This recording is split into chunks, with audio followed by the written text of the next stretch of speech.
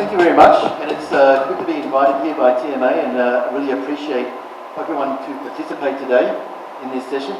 So today we're going to speak briefly about some insights and perspectives on the impact of digital transformation of businesses, specifically around smart living services.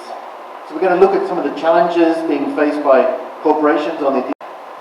So some of the key trends we see is, as business leaders, everybody here today is to see what sort of disruption or changes will occur in their business or industry. If you look back over the last 30 years, there's been many changes. But still, some of the key business drivers are very similar today as what they were 30 years ago. We still focus on key business metrics such as market share, profitability, revenue growth. The fundamental principles haven't changed, but it's just got very much more complex. Imagine if you run a retail bank, for example. If you look there, you would say, okay, I've got a very strong brand, I'm well positioned with a branch network, I've got a very good loyal customer base.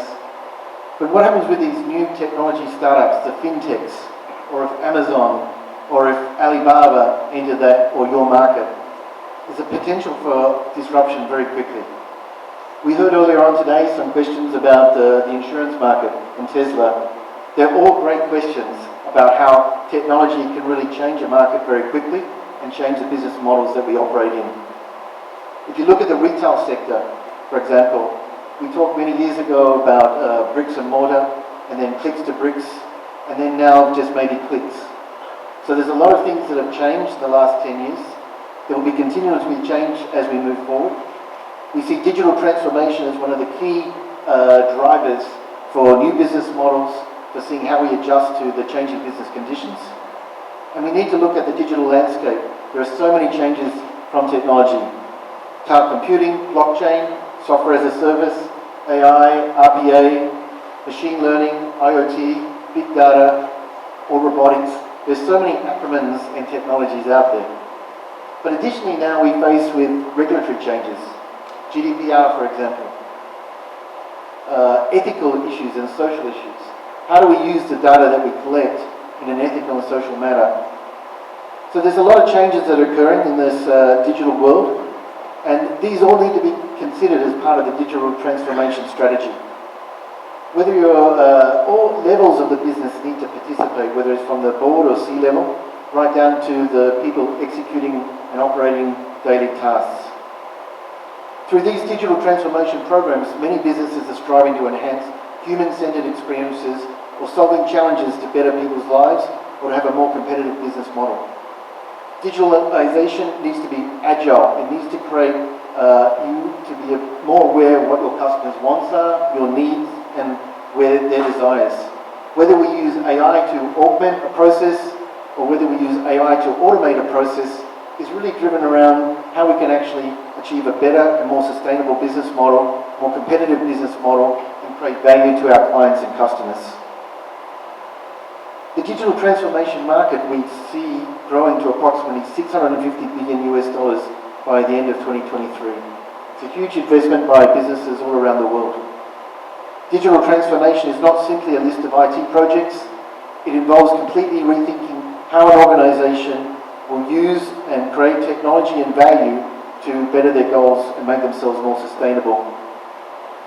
So given that, I'd like to introduce our panelists and get our view on what they believe are the key drivers in terms of digital transformation, and if they could give us a little bit of background on themselves and the organizations they work for.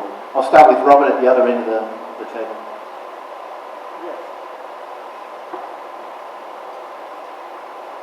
Do you hear me now? Yeah.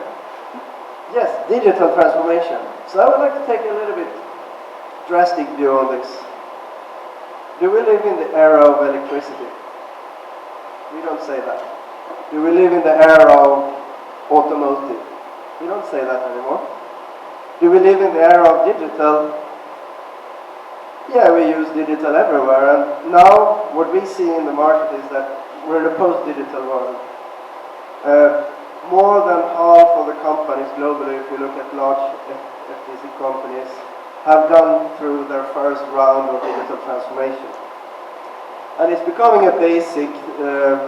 Workers are digital, services are more and more digital. You have digital channels, very few major enterprises are without those capabilities.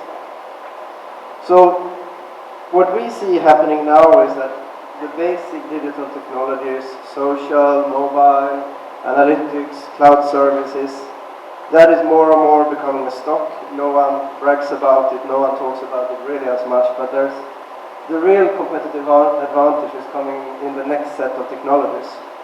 And what we usually call it is the dark power. Scary. So dark power means basically digital ledgers or distributed ledgers. It means AI, it means reality, and it means quantum computing. So the big trends around from a technology angle now is the merge or the transition from mobile and analytics and so on onwards to leveraging the more advanced technologies. Distributed ledger, not the least, very interesting here in Thailand. Lots of major projects going on with 22 banks collaborating to create new transaction models on blockchain. And we see a lot of changes in how artificial intelligence is becoming more and more of a stock, RPA, etc. But also a lot of new applications. How can I do my planning led by analytics or AI rather than having an analytics engine that helps my people? I can make automated recommendations. I use data science in it. So I think that's the technology. But then what we see from the overall digital transformation trend is there's this get to know me better. Personalization has been around for a long time, but now we're starting seeing that B2B offerings, the way I, as a heavy equipment manufacturer, provide my equipment to a mine versus an agri company is starting to become different. I have analytic solutions and I mix and match, and I also work with an ecosystem of players that is different every time. Human plus worker is the digitally enhanced human workers, and this comes from, as I mentioned, a planner or a janitor or a bank worker or a retail worker. More and more natural that all workers are becoming digital. The only challenge might be that our workers are digital, we still don't train them in a digital way. Something to think of. Security. Secure us is important because more and more of our business models is moving into this ecosystem collaborations. Count the number of APIs your companies have to other parties within the industry.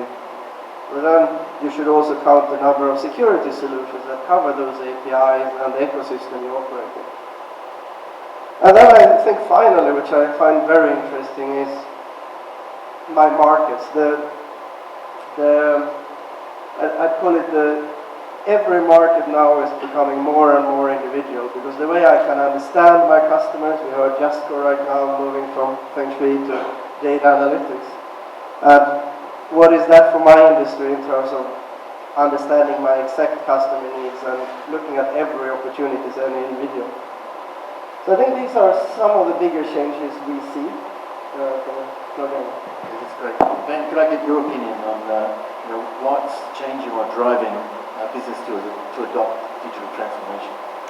Sure. Can you hear me? Okay. So maybe I'll start by giving a little bit of background about myself, and as I do that, I'll go through kind of the years that I went through and some of the experiences that I came across about what digital transformation that I saw. So I started in the IT industry back in 1997, which makes me quite old. And back in those days, I was working with a company called SAP. Some of you may have heard of SAP. You may know it as an enterprise resource planning software. Some of you may be going through such kind of transformation already in your company, or maybe you've gone through it already, and some would say that that's quite painful. Back in those days when I started, one of the first customers I worked with was a global company in the, I call it photography industry, I guess. Polaroid Corporation. I'm happy to say it now because we all know what happened to Polaroid. You saw earlier Blockbuster. Polaroid didn't really listen to their customers, or maybe they were listening to the wrong customers, or maybe they didn't pay attention to the disruption in the industry.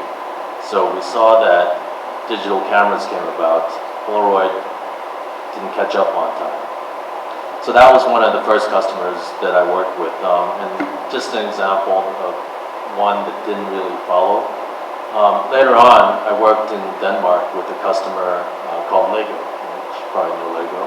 Everyone knows Lego. So Lego, they really listened to their customers. They looked at the kids and they said, what are the kids doing? What are they watching?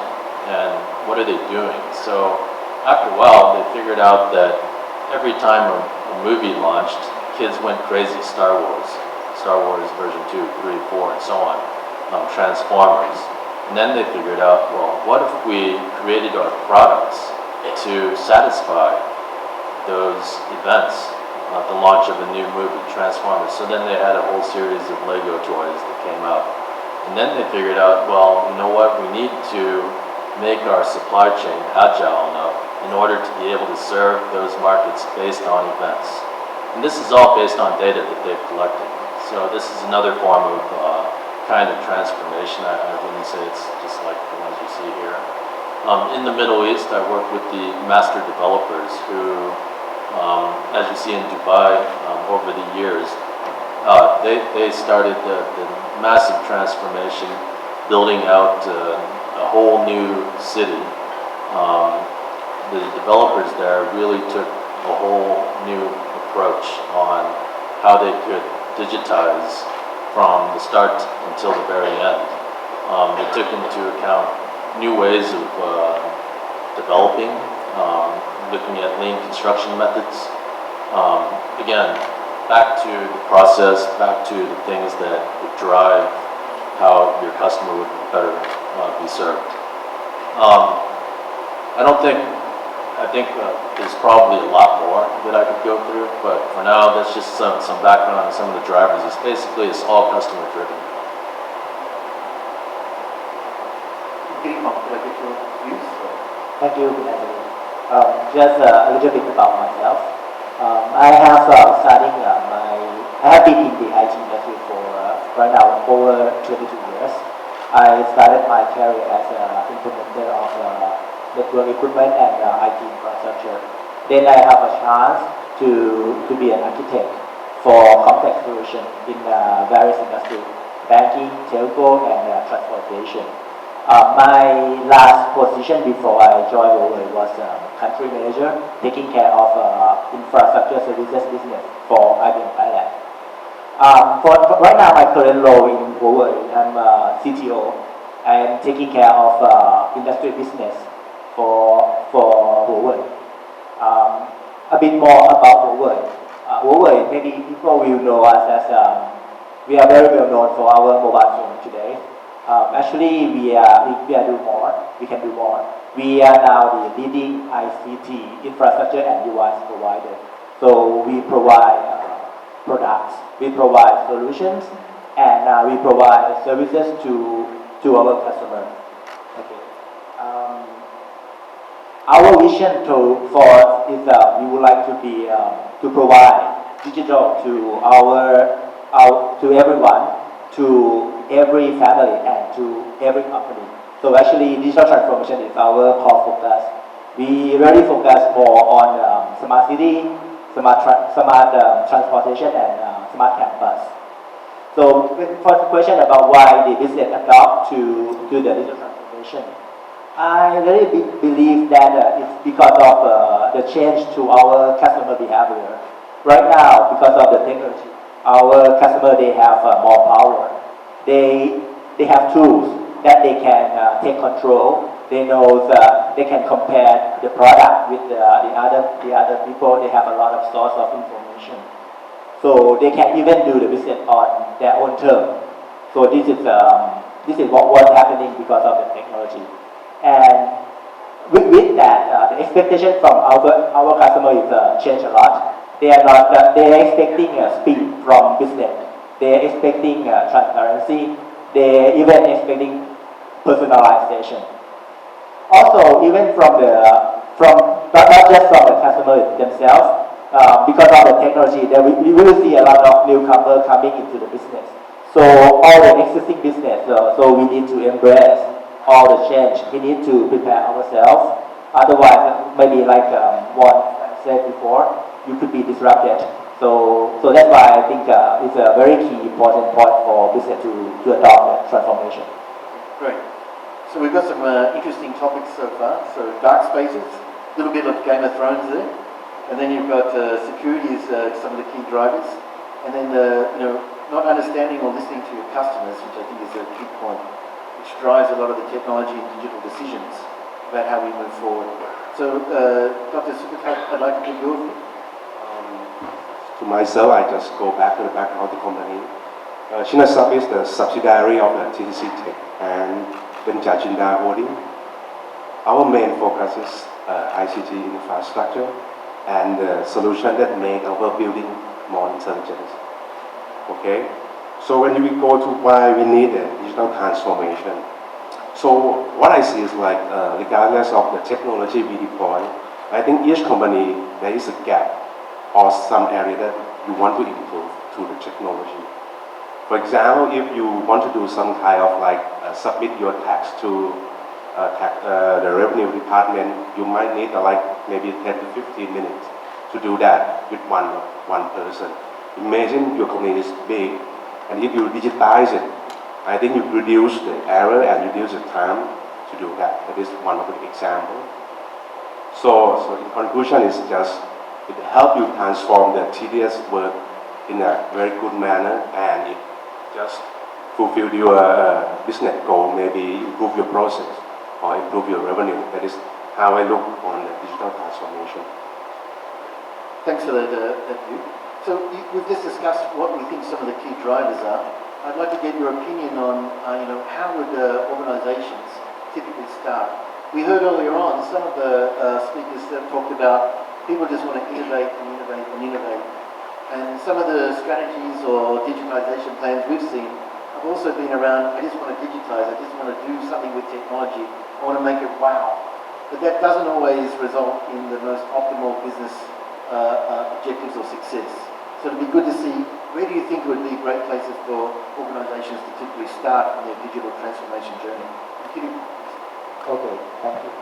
Actually, from my opinion, each organization they have their own way of transformation. So no one could do no single solution for the organization. I would probably share our digital world transformation which we did back there. It's our transformation that we did in 2014. Back there in 2014, when we would like to start the transformation, we discussed about what are we going to do. So we start with the three areas that we would like to do to focus. So we come up with the strategy, the process, and then the technology. In the area of strategy, we know that it's very important. We cannot start anything without knowing what we are going to do or knowing our strategy. So what we do is that we focus on three things. One is we would like to improve our customer satisfaction. Second is we would like to empower our employees. We would like to increase the efficiency of our operation. Then the last thing, the last point from the strategy is we would like to do everything on cloud.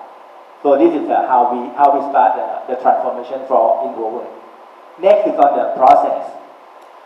Because Huawei is such a big company, we have over 100,000 employees in our organization. So we have a lot of system, we have a lot of process there.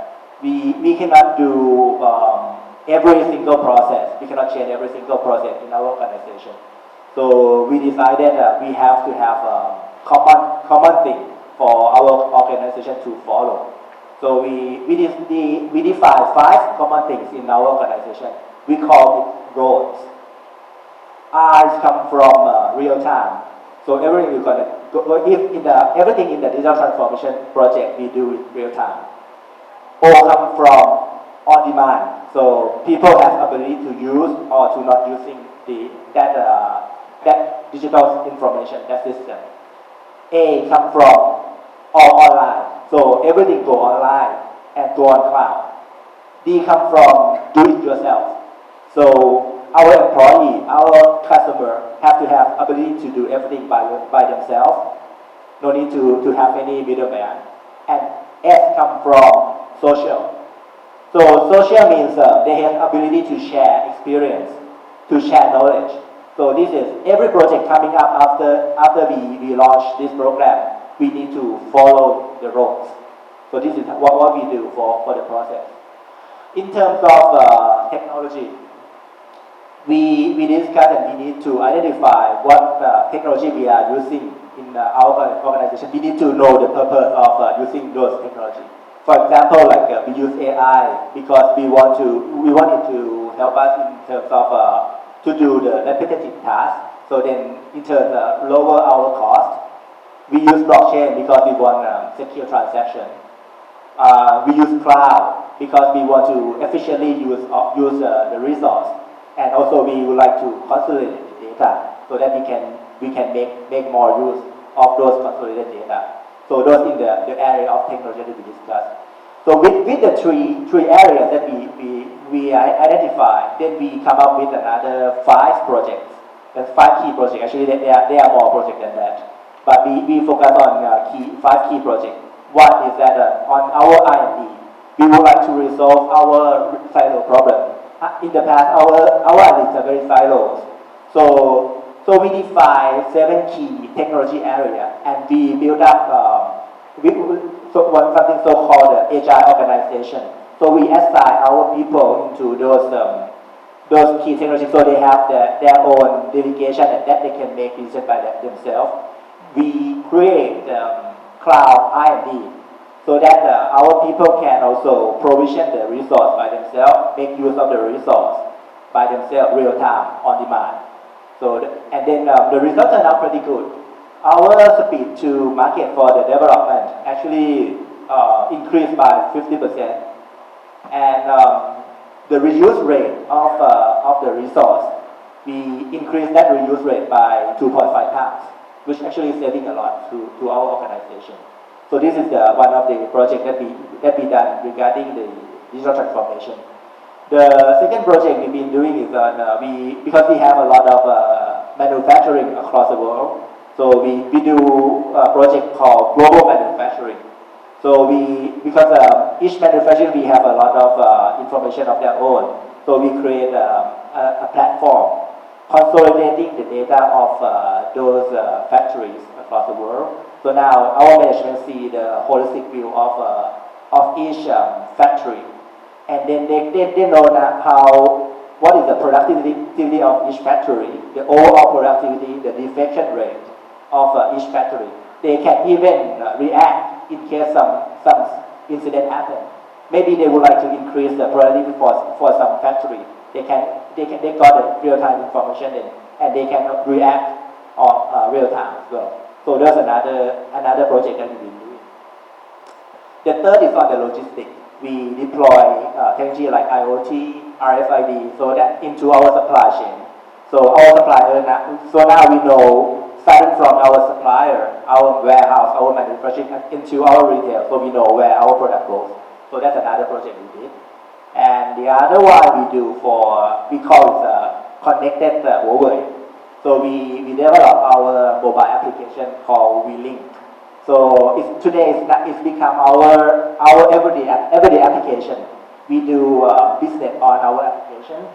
We communicate through our billing application. We do meeting over our application, and we learn. There's an e-learning module in our application as well. They even have a capability to do the wallet.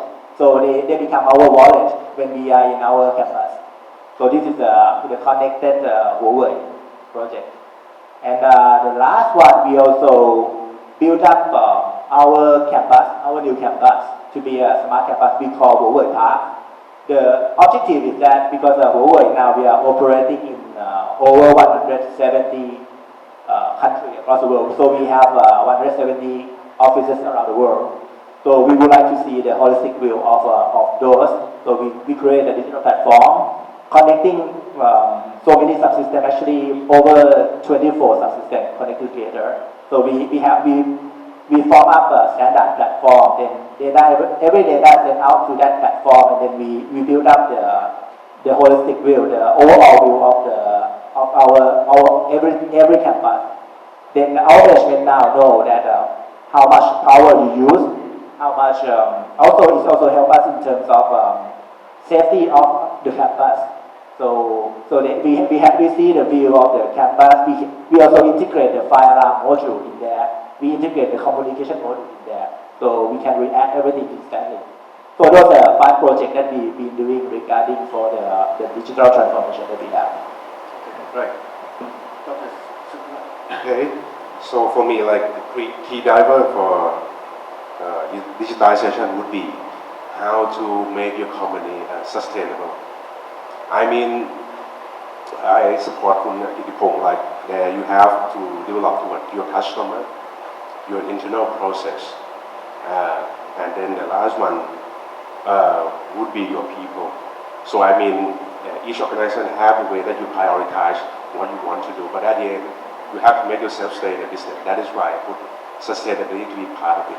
So I mean, what I have seen is like for a hospital, if they use some kind of hospital information system that are not allow anyone to access the data. Each of you, imagine when you carry your own your EMR, electronic medical record. Do you think that it would be comfortable for you or convenient for you to go to any hospital in Thailand?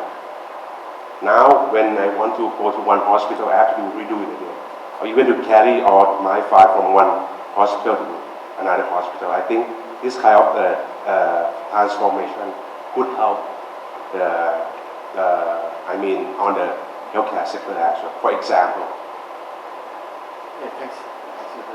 Yeah, actually, I went to Huawei's campus. It's huge, and you do need a digital application to be able to find your way around. So, Van, it would be good to get your views on what you think are the key drivers, or how to start. Sorry, how to start on the digital transformation. How to start? Well, I think it depends on what type of business you are. Early this morning, I heard the gentleman from BCG talking about business-led initiatives around digital transformation, as well as technology-led initiatives. And I think coming out of that, his conclusion was that it should be business-led, and I would have to agree 100%.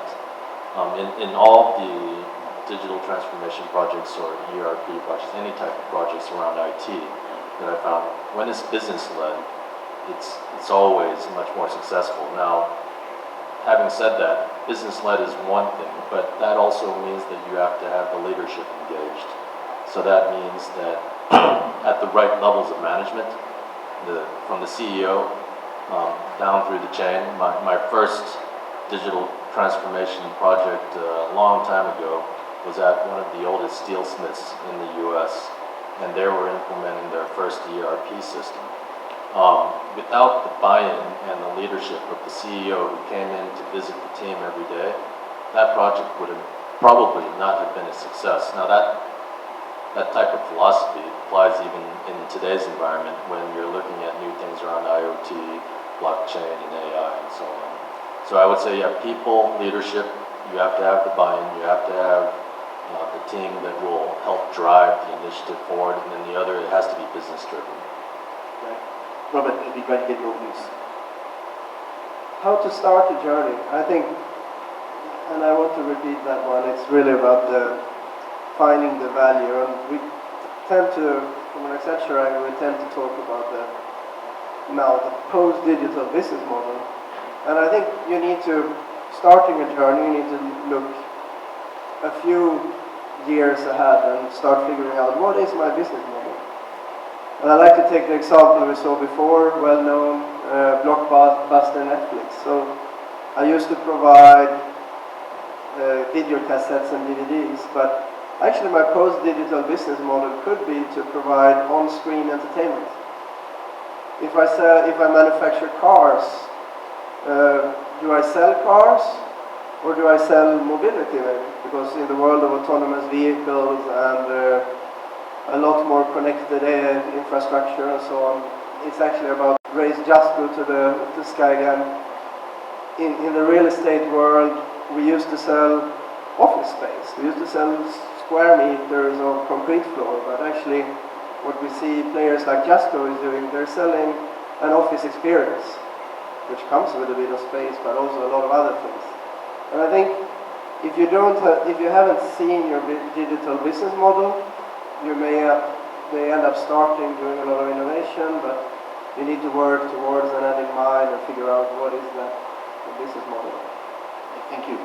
It's actually a very great comments actually, because I think a lot of people don't focus on the business side as much as probably what they should do. They look at technology as the driver, and often you won't get the business results that the C-levels and the board and the shareholders require. We look at the construction industry, there's a big terminology now called digital twin, creating the digital version of the physical version of the building or district. So that's great to have that digital twin, and it gives us a lot of flexibility to reduce our costs, provide new services, be more flexible in how we actually deal with tenants. But you also need to know how to use it and when you're going to use it. It's not the be-all or end-all to make things a success. And I think that's some of the key drivers that we see coming out. It's good comments. But the technology that you see in the market today, like AI, machine learning, blockchain, RPA, robotics, they're all great new technology. And isolated, they can deliver some business value. We heard Bradley speak this morning about, I think his last slide was, have a broader view or a longer term view where you don't look at just one technology, but you look at many technologies.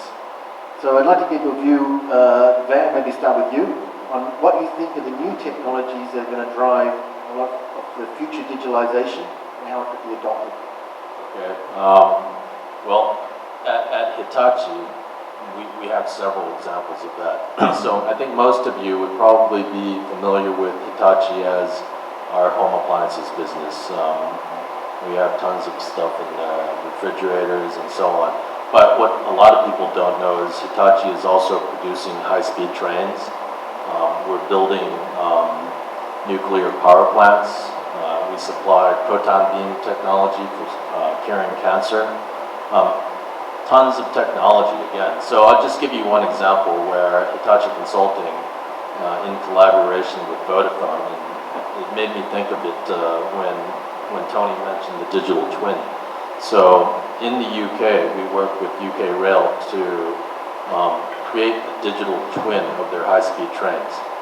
What did we do there? We put all kinds of sensors on the trains, hundreds, thousands of them, to monitor the performance of the train, to monitor the location of the train, to monitor vibrations, and so on. And with Vodafone, we use their technology to transmit that data into the cloud and then back into what we call the MATA, our IoT platform.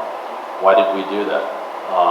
The purpose of that was to keep the train, one, on the track, to make sure it's safe. The other is to make sure that the train is spending less time in the depot being repaired. So there's an aspect of preventative maintenance, so monitoring the performance of the train, knowing which parts would need to be changed out or repaired in advance. There's a whole bunch of scenarios that you can go down when you just look at just the train scenario and having this digital twin. The same applies for buildings or any type of infrastructure, or you can even apply that into the manufacturing space.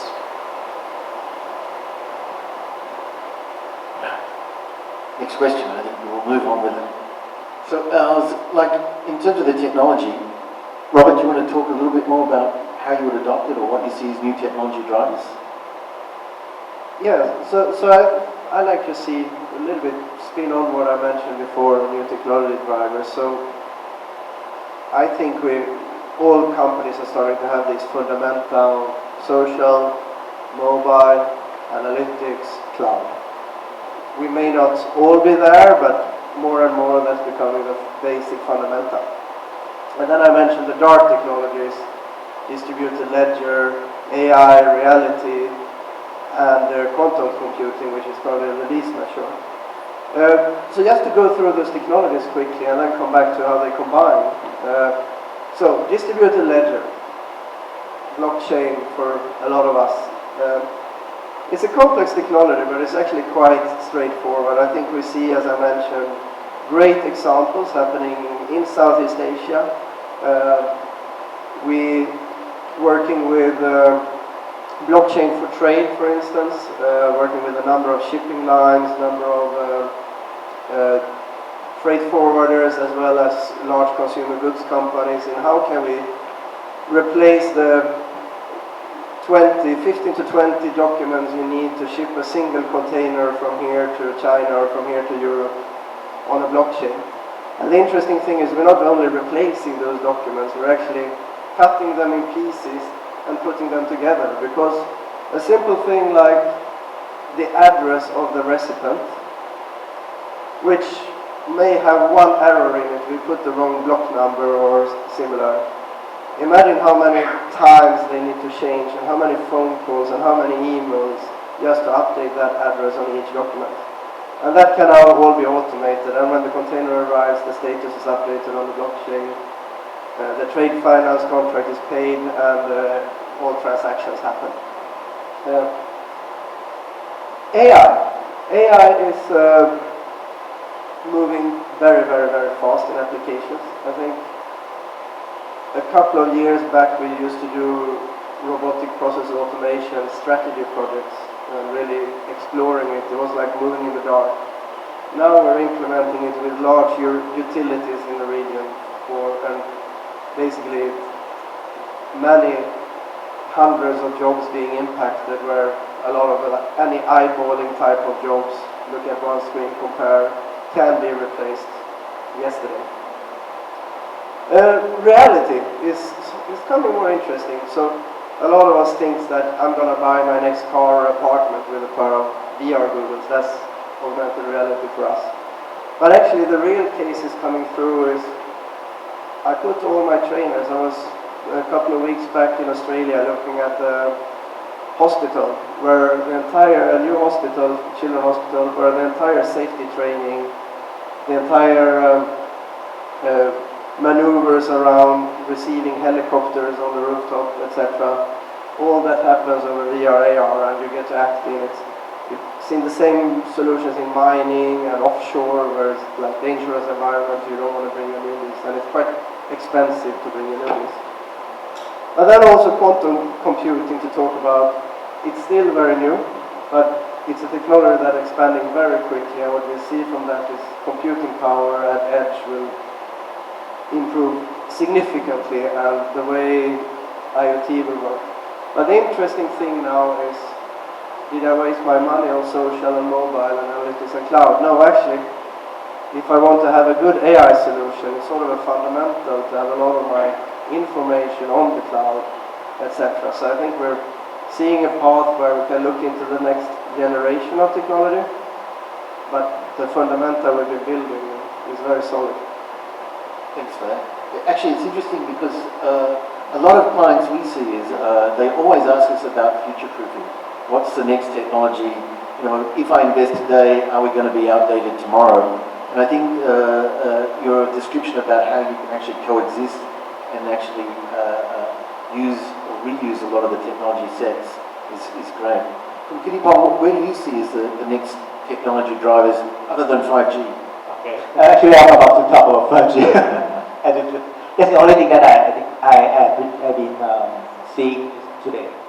I support your message as you mentioned that now we will be looking for integrating these various technology, AI, everything together and create the new use case. And you said that besides 5G, but actually I'm going to talk because the focus of our Huawei actually we would like to be we have defined our strategy. So our focus is we would like to connect all those technology together. and 5G actually the key technology that we are focused. And actually 5G when you talk about it, it's not just technology that make you send the data faster, but it's actually the technology that enable mobility to those technology. When 5G now allowing us to send data like 100 times higher than current 4G, and also send faster, 100 times faster. Just 1 millisecond, the data can be sent out to your destination. And it's also even have a lot of, they can also support the density, a very high density. Within 1 square meter, they support up to like 1 million devices. So there's a lot of potential for us to take out those technology, either AI, either blockchain out to the street outside, rather than putting it in the premise. So that's why we really focus on that, because we really believe that in the future the world will be connected. I will check you some example of the connected autonomous car.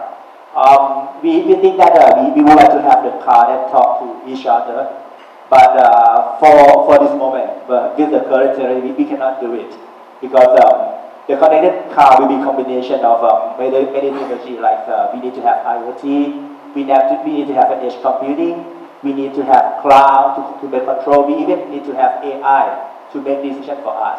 But all of this cannot be connected because the current 4G technology, for example, like when your AI would like to apply the brake to your car, for example, you send a message. If you send through 4G, then your car will be running for another 10 meters before it stops, which is not practical when you use a car that will be slip for another 10 meters, and you don't want that to be in the road. But for 5G, actually, once you apply the brake from your AI, from the cloud, then it should be stopped within 2 to 3 meters. So that make this kind of technology happen. So that's why I say that as you support 5G, as a very important technology to bring up all those other technology together. So that's very important. Thank you. So for me, I will get on premises better because they have been like talking outside. So for example, like in our project, one Bangkok or the park, we have planned to equip the whole building with the optical fiber infrastructure. So this infrastructure will be the enabler of all information that run through the whole building.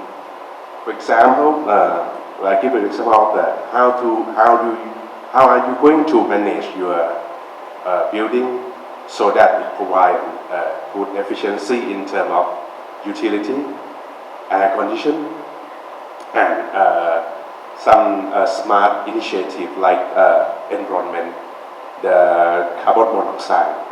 So what I'm trying to say is like we focus on the G-point, not a new technology, but it just it provide a higher bandwidth, and I think it proved like it lasts longer because we use the optical fiber to run to the whole building. That is what I would say. Actually, we see that, as you guys said, to be able to coexist and actually leapfrog is very difficult to predict what's going to happen in the future.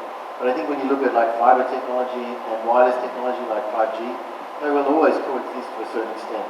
Maybe when we have 6G or 7G, maybe it's a different story, but it's still a long way down the track. Look, we've talked a little bit about the technology and the key business drivers for why people start business transformation or digital transformation projects. What I'd like to get from maybe yourself, Dr. Sukadat, is what are the key success factors, the 3 key success factors that you would place if someone's going to do a digital transformation project? So assuming like you have defined your strategy, so I would say like your people is the main criteria because I have seen like no matter you adopt good technology but you are not able to encourage your people to adopt it, then your transformation wouldn't work. And the last one I would say your partner who developed that transformation or even yourself. So that people, strategy and partner to develop would be my three main factors to drive your transformation. Could keep on. What would be the three key success factors that you would recommend to? Okay, actually I have four. Four? It's okay. Yeah, actually, when we do even a CEO level, so you need to have a very clear strategy and very clear direction for your people to follow. So that's one key success factor. We need to have a very strong leadership in order to drive the transformation. Second is we also have to have a very strong execution team. So the team that you make it into to do the transformation have to be able to embrace the change, have to be ready to react to the change and also embrace all those technology. So this team will be the pioneer to help drive the whole organization and drive other people in the organization. So having a strong execution team is also very important. The third one is you need to have a strong eco-partner. No one can do transformation by their own. So you need to identify your right partner, either your technology partner, your consultant partner, whoever that can fill in the missing part that your organization is still lacking. So you need to start identify that if you really want to have a successful transformation project. And the last one is going to be the solid investment. All the time that we saw for the investment in the digital transformation project is not about the money. The return might not come in form of money, but maybe we do that for other purpose. Like we want our team to learn, we want our team to adopt to the digital transformation. So we need to understand that. And the budget is you cannot expect that every project you earn something back. Like you invest $1 million, you earn something as a profit from that investment. So this is something that we need to understand, and we actually need to prepare enough budget for that. Because if you don't do so, then when you run a project, then you will find difficulty looking for justification to ask for more money. So that's the four key success factors that we identified during the transformation. Right. Van, what would you say is the key critical success factors? Yes.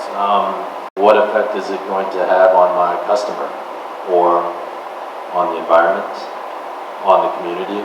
So take a very simple example, the autonomous car that Dr. Kittipong was talking about earlier. So what? Okay, we've got a car that drives by itself. But now we look at Tesla and why they're working with insurance. Or another angle, imagine this autonomous car, because of the data that it's producing and the data that it has, the government is able to now apply, for example, a congestion charge based on where that car is located.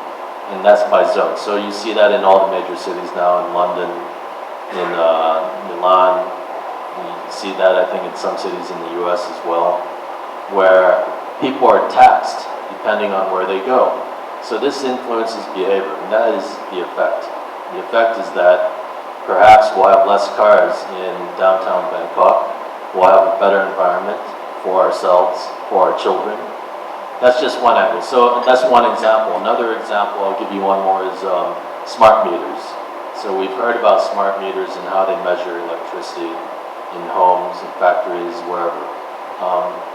Okay, so you'll replace that guy that has to go out and read that smart meter. So the MEA guy no longer has to come to your house. So what?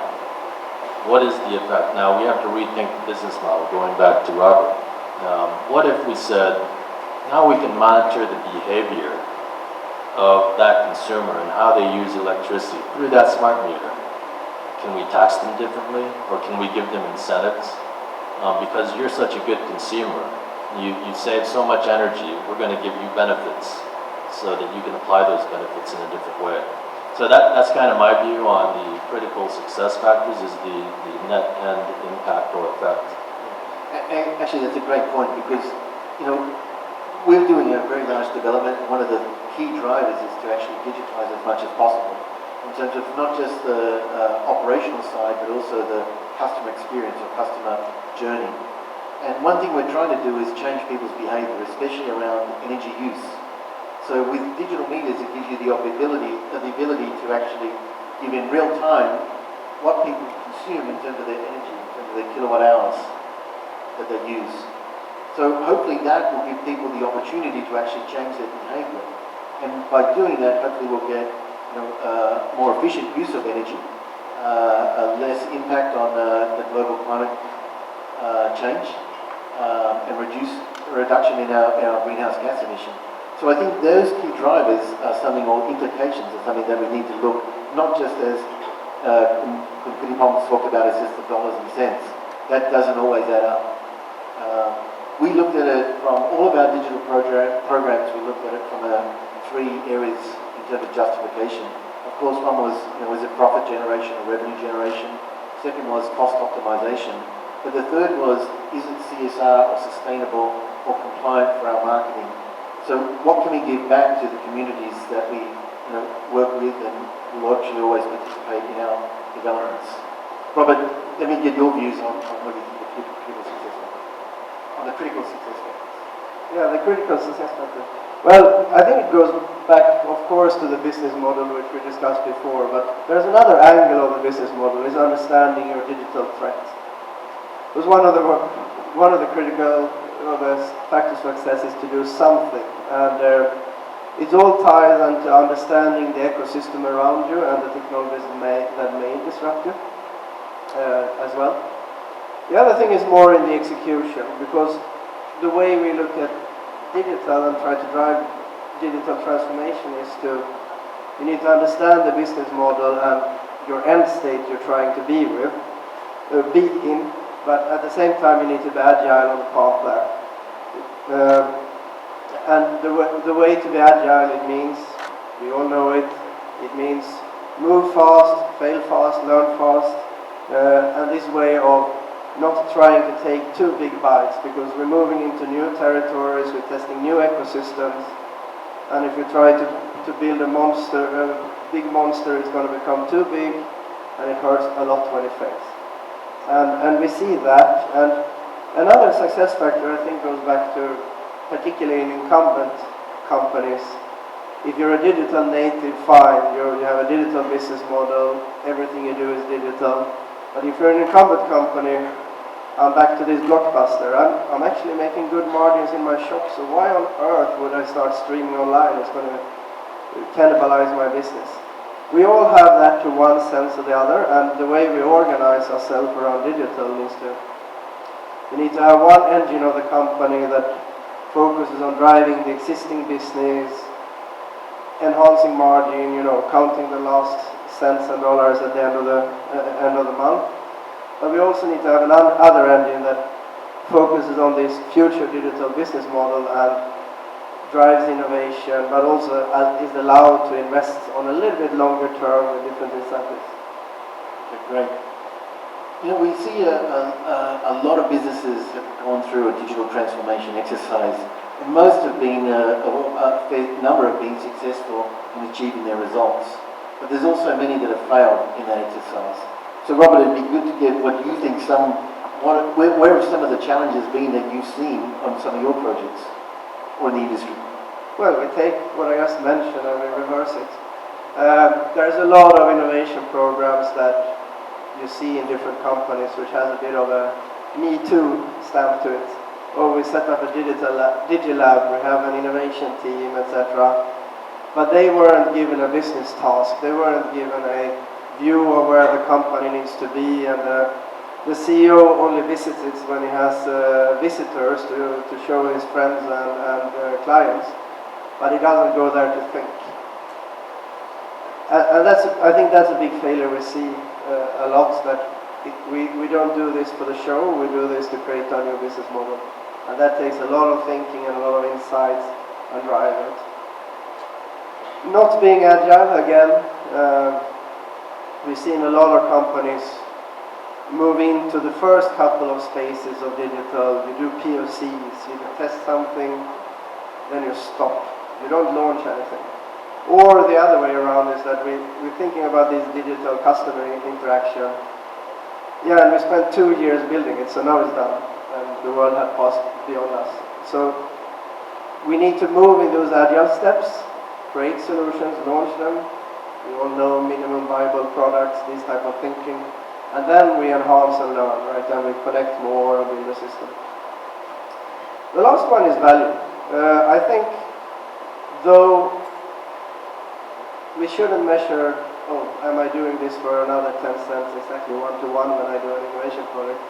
But I do have my longer business term, and we see a lot of companies that start driving digital initiatives, but they don't really monitor, am I now getting more loyal customers? Am I now getting, changing the way my relationships work? Am I using my people for more advanced tasks than eyeballing a screen? And unless you measure this, it easily becomes a bubble you invest in without understanding whether your drive will impact it. It's funny you talk about agile. I see here a lot of businesses all want to be agile. But, you know, the one thing I always ask is, are they prepared to take risk? I'd like to see, you know, do you think that businesses now are prepared to take more risk in terms of their digital transformation strategy and implementations, or are they still very conservative in that? Few examples, and I'm talking about clients I work with at the moment. I think it goes back to one thing, it's really leadership. I sat with a CEO, chief of a multi-billion-dollar company, even bigger than so, last week, and we had a business owner who was very scared of taking this risk. The CEO's coaching was, you need to get it out there, you need to be able to drive it, and you need to allow yourself to launch something that is not perfect, might not be perfect yet, but then you learn. And I think it goes back between this, am I doing a big IT project that lasts over a year, or am I launching an MVP within 2 months? And a lot of people are not comfortable about launching that product quickly, and without leadership it's not happening. Ben, what do you think are the key things you should avoid doing if you want to make sure you have a success? From what I've seen in this region in the market, the issues that I'm coming across with companies who are struggling is because they've gone a kind of Me Too approach, or they see the marketing on the TV, smart city, smart this, smart living, smart, you know, and then they see their competitors doing things that they also want to do, so they look out there and they say, okay, I'm going to buy that, I'm going to buy that, and then they kind of delegate it to IT, and then IT says, okay, well, what do I do with that, and how am I going to use this? So they end up buying a whole bunch of stuff, and then later on they start collecting all this data. And then they find out, well, how do I use that data? It doesn't work together. It's going to cost me more money now to make it all work together. That's because they hadn't thought of the end in mind. And by that, I mean, I call it an ISIT urban plan, or a kind of ISIT strategy that's driven by business. So it's building that architecture up front, designing the metrics for how you want to achieve success, and then filling the requirements through the different types of technologies that are available at that point in time, depending on how far out you're looking in terms of the roadmap. Actually, that's a great point, because I do think sometimes, you know, people just think it's an IT job to develop or deliver digital transformation. Actually, it's a whole business. Everyone's got a stake in making a success. So, Kunpirikwong, what would you see would be areas you really want to avoid going down this path? Actually, what I think is we need to avoid not doing the key success factor that I just mentioned. We need to be ready. We need to have our leadership, because when you do the transformation, you will see find a lot of resistance from the people. Okay, people are risk-averse, and they don't want don't like changes actually, and also. Actually, some people don't even have a skill to work cross silos. So when we do the transformation, means we trying to get rid of those silos and put everything to work together. So there will be a lot of issues. So you cannot start without having strategy, having a strong team to drive for those changes. Also for the investment, you need to be ready and understand that all the investment may not come in terms of return in terms of money. And also in the nature of a digital transformation project, there would be a lot of change. Technology actually change very fast. Maybe you work on some project and then just next year a new technology coming. Maybe you have to look for something to change. So that's something that also would happen. So you need to be very clear. You need to spare some budget for that. Or even something that might be a burden, like you already have invest in some legacy system. You need to admit that if you want to make a change, then that budget maybe we need to have something saving for that. And also, I have seen another challenge in terms of cybersecurity and the privacy. Right now, people, because for the transformation, we involve a lot of sensor and data generation from those sensors. Also, organization would like to be data driven, so we tend to use a lot of data that we can collect to make the most use of it. Then, however, on the other side, the people, they also have more awareness of how the organization can make use of their data, their personal data, and they demand more privacy. Especially right now, we have like GDPR, or in the middle of this year, Thailand PDPA will be announced. So those will be something that will be impact for the digital transformation. So we don't know yet. The point is that we don't know yet to what extent we can make use of data. So this one is something that we need to make it clear. We need to get clarity. Otherwise, it could be a threat to our digital transformation project. Yeah, that's great points actually. And cybersecurity is often something that people put in a box, which is, well, we're not really sure if it's an issue or not. But I think with the regulations changing around the world, you'll see more focus on cybersecurity and regulatory compliance. And I think once we talk about like the digitization, it's all about the data that we have. If we have bad data, then we make bad decisions. We get bad information. And the trouble now is that with all the sensors that we have around our businesses, we get a lot more data in a lot more real time, and then basically we can actually analyze quicker. So you can make good decisions faster, but you can also make bad decisions faster too. So, Dr. Gat, where would you say would be the key things you'd want to avoid those potholes? So if you look at one company who want to run the transformation, first I would say I would do the readiness of your organization. You are ready or not. The second one is you have to promote the internal collaboration, because of no one can do it, and you need a whole company. And the last one would be your technology partner who enable that transformation. I say that these three things. Yes. Yeah, that's great. I actually think the collaboration is something that often gets left behind. Ecosystems, cybersecurity, they're all key drivers to making a successful digitalization project, as well as the C-level support and having a very clear business integrated solution with the technology providers. So look, I'd like to just move along a little bit and get your impression of where companies in the Thai market or Southeast Asian market heading. How many companies are adopting the digital transformation programs from your perspective that you're working with, and their current status? Actually, I will ask who not talking about digital transformation. Actually, I see that everyone now talking about digital transformation. It's clear that everyone now put the focus to do it. They would like to transform. From my experience, I've been in several industries, and actually I happen to have some experience in three industries which are highest adoption rate: media, banking, and telco.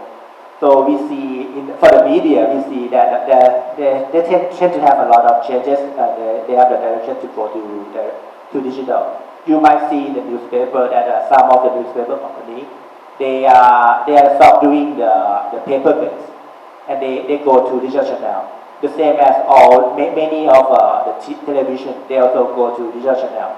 So that's also how they adopt to the digital.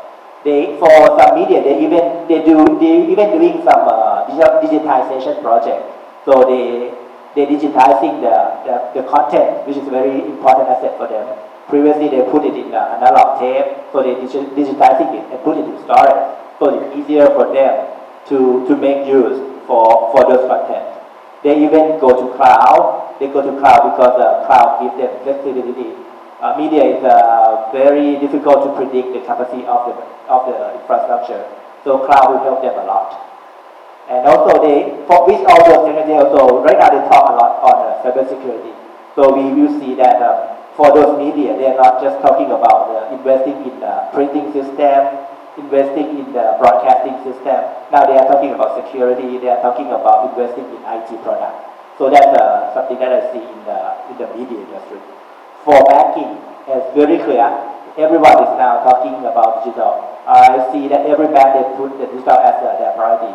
They even have like the digital first, like platform of choice. So those are the key points that they very clear evidence that all the banking they are going to those digital transformation. They now exploring many technology like they're using AI in order to lower the risk. The AI can use to capture some the unsecured loan. So AI can help them in terms of that. And they use blockchain, of course, so in many applications. Recently, like for the letter of guarantee, they run it on blockchain. And also from the regulator point of view, like BOT, they also doing a lot of project in that driving toward the digital transformation.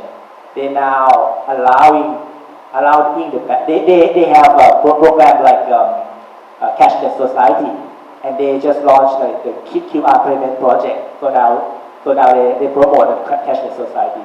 They now recently allow the eKYC, know your customer. So allowing like you to use the biometric technology like face recognition, fingerprint scan. So with those technology and apply to the KYC, then when you go to the bank, you don't need to really need to go to the bank to open your account. You can do it over your mobile application. So that's something that we see for banking and adopt. For telco, they adopt digital in terms of helping them to deliver the application to increase the speed to market of application.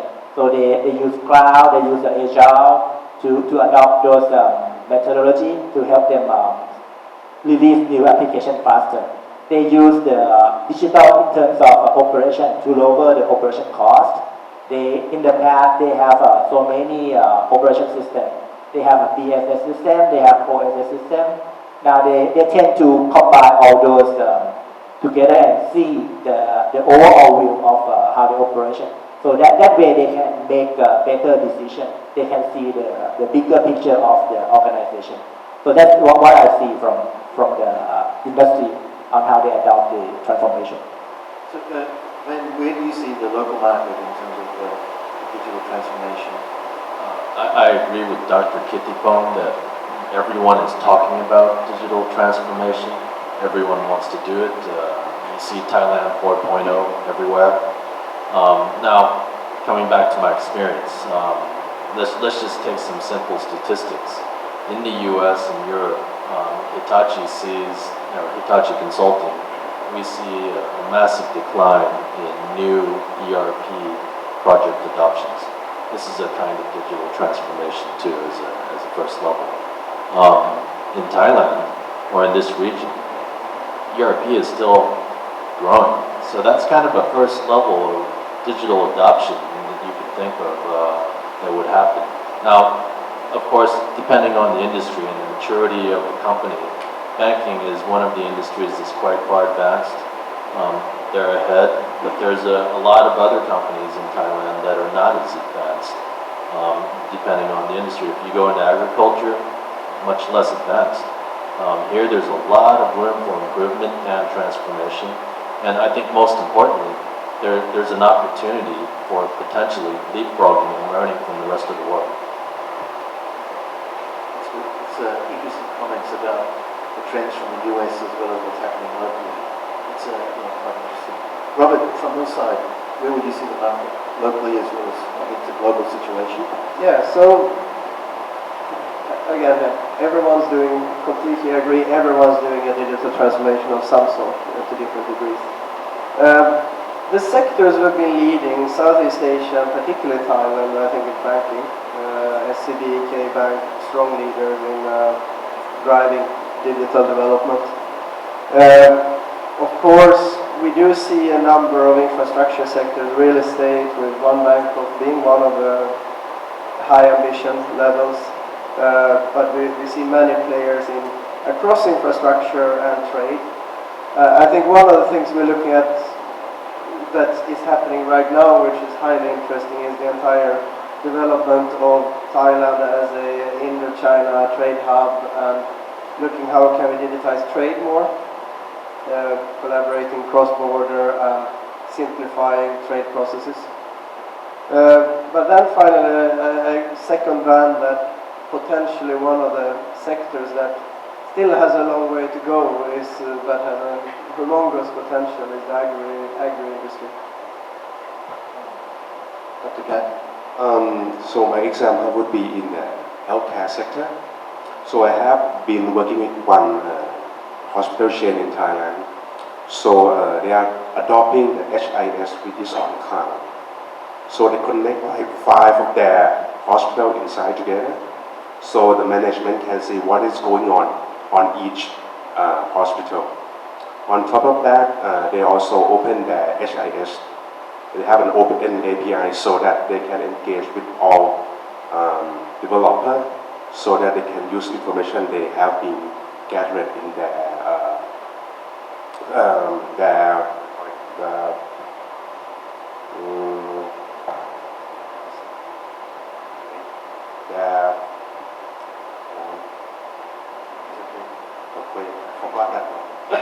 No problem. So I just like the Q and database, sorry. Okay, so I have seen this one, and the other one is like they are trying to predict what is going on the social media regarding some in one particular location.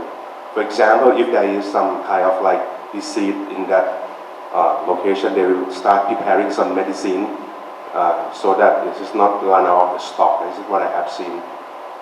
The second one is like some hospital need to do the reimbursement from the government, so they try to do the transaction based on the IT as well. This is what I have seen. Yeah, all great points.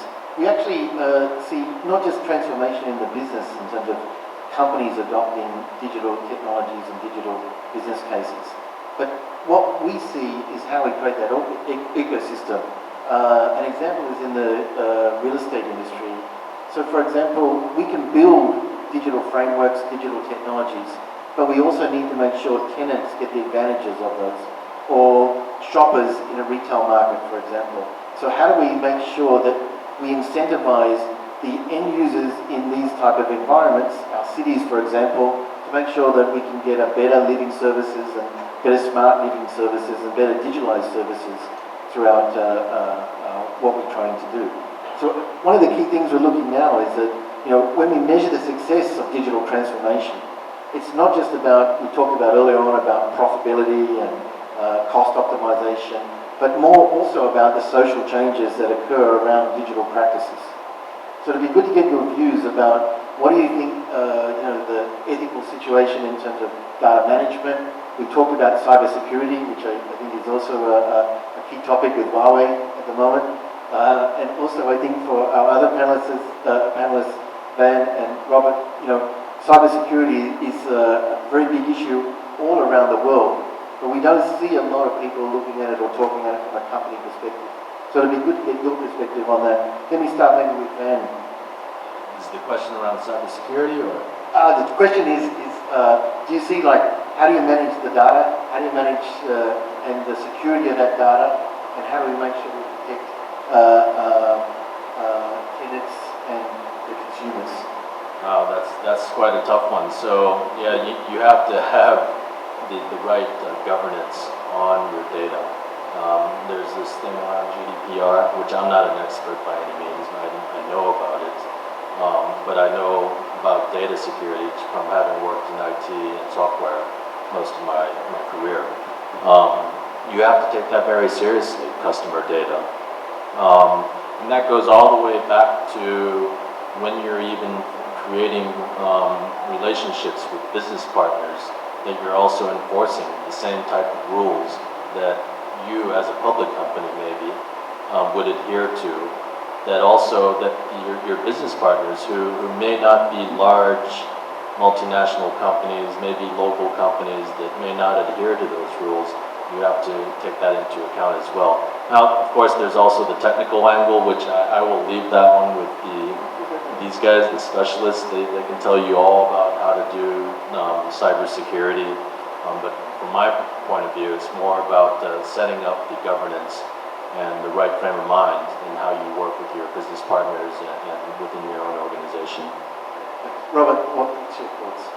I think we saw, I'm not sure if you followed European news, there was just a couple of days back a few newspapers in Europe that was checking what location data can I buy about myself. And they figured out that from some of these vendors, and the one that got stuck was Last FM, and you can, or Ask FM, and some of you may have this app. They actually had location data that was down to individual, of course anonymized, but since I saw that van was moving from his house to his office, I figured out it was van.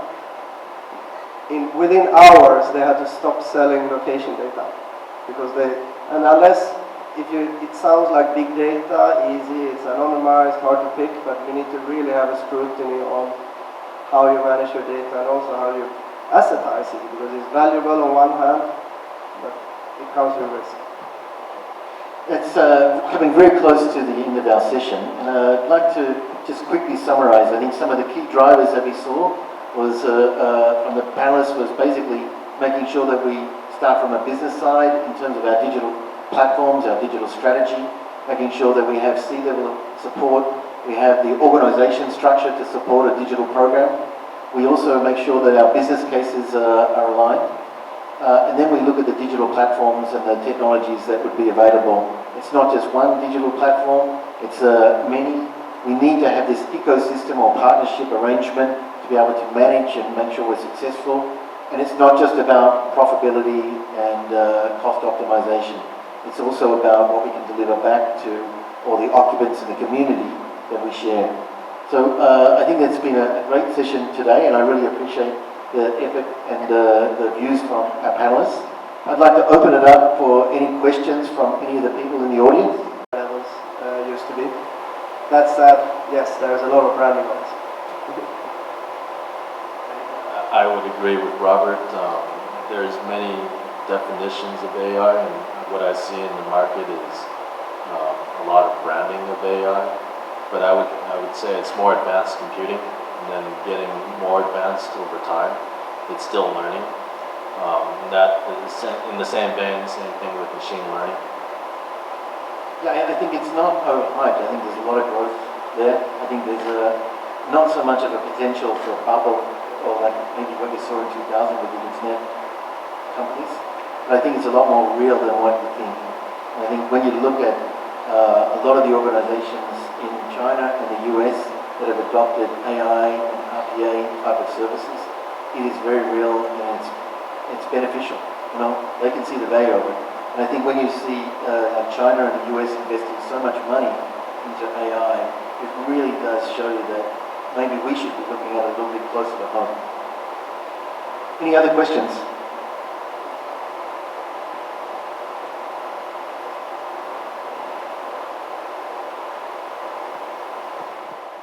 Hi, I think you mentioned a lot about the regulatory and the policy, and basically that's a form of the power.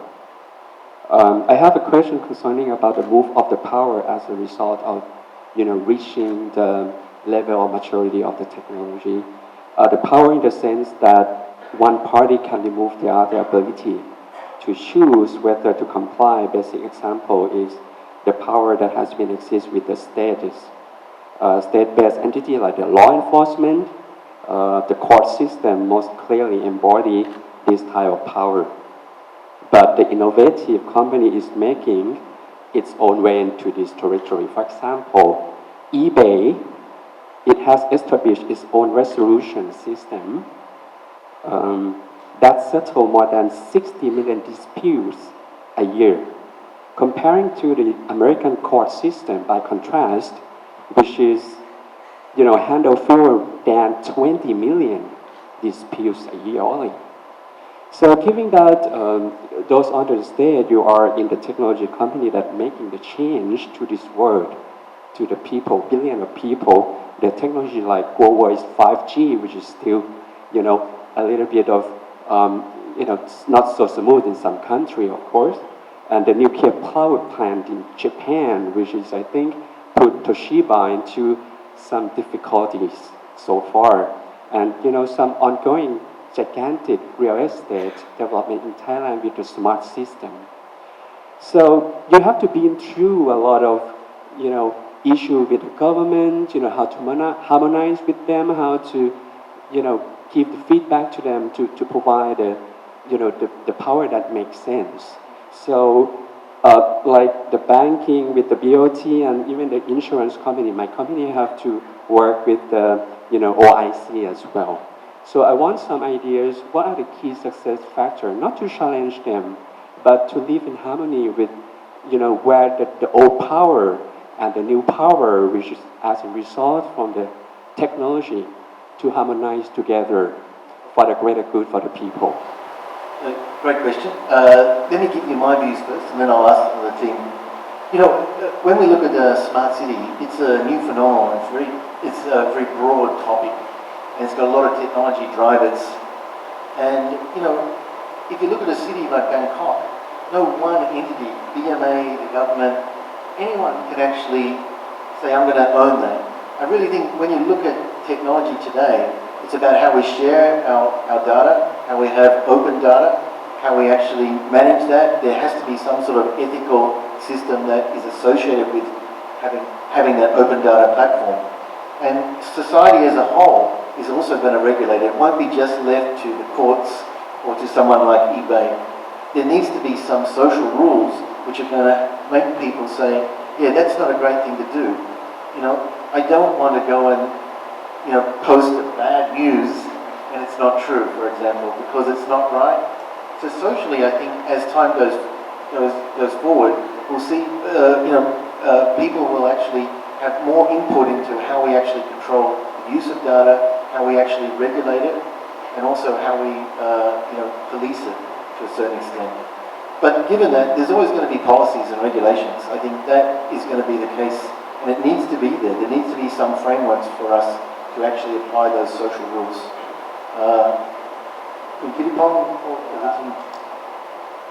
This is very tough question actually. I don't know whether we can overcome with all those regulators. Actually, it's be there, like Anthony said, it's going to be there. But my point is that I think when we do anything, we need to be consciously understand on what we are going to do. For example, like when we do some application project and we have some experience, we know that this one is going to be used by some European customer. We know that GDPR will apply. So we need to be understand on what will be the regulation in there that we need to overcome. GDPR, for example, they are not going to be strictly not allow us to do anything, but there is some rule. But that rule have to be mitigated on the risk. We need to be able to explain on what kind of risk that could be exposing to the people in terms of privacy. So my point is that we cannot fight the regulator if we become in. And actually, I also don't want my information to be exposed to anyone. It's expose a lot of risk to me, to myself, to my family. So we need to live with it. But whoever doing this project, this transformation, we need to be very conscious. We need to do it with thought. Yeah, that's I think it's my answer. Sure. On the one hand, we have the regulatory environment, and I think we all know that in certain areas we could probably catch up more in Thailand. In certain areas we might be on par. On the other hand, you have the enforcement of those regulations. Now that is all over the place from what I've seen. You have it great in some areas, not so great in other areas. And then in the middle, what I see, and this is happening around the world, and you mentioned it on eBay, and even like customer rating systems, social media, Instagram. And Thailand is so big on Instagram, Line, and all the social media that a self kind of regulating system is already happening. Someone does something bad, and whether it be a politician or a businessman, it gets on social media. That can destroy a company, that can destroy a country. So that middle ground still, there's a lot of room there, and I think that is a bit underregulated right now as well. I think we all heard Mark Zuckerberg a couple of weeks back, right? He basically said regulate me. And I think the big tech companies are starting to realize that the social responsibility they carry is bigger than a single company can control, and they need the help from society to regulate. So I guess that answers the basic question. There's many ways to do it. GDPR, popular child, is a very complex regulation which often happens when the European Union tries to do something. On the other hand, I think the intent behind it, that please, if you're going to get my data, you need to tell me exactly what you're going to do with it, and if you go beyond that, you break the rules. Because I don't think regulators ever will be able to catch up with technology. They're always going to be lagging, and we need to start thinking of a new way of regulating this. GDPR was the first attempt at it. Thank you. So I think that covers all the questions so far. So that's the end of our session. I'd like to thank our panelists, Robert, Van, from Kitty Pong, and Dr. Subitat. And I'd like to give them a round of applause for their effort. Thank you. Applause, a big round of applause to our moderator, Mr. Anthony. Thank you so much.